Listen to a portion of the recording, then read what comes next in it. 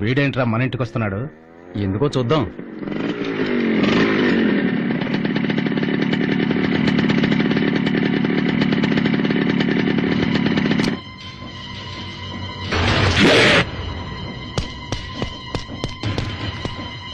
ఆగు,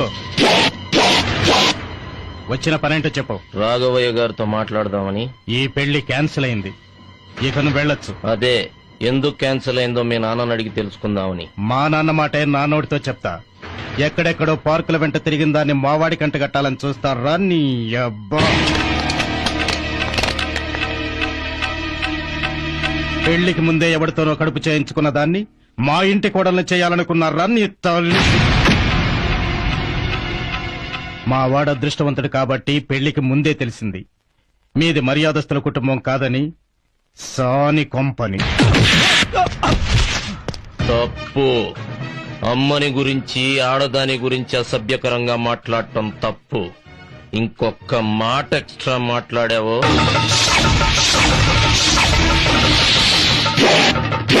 ఆ ఇంటికొచ్చి మా అన్నయ్య మీద చేస్తావరా? ఎన్ని గుండెలు రా నీకు?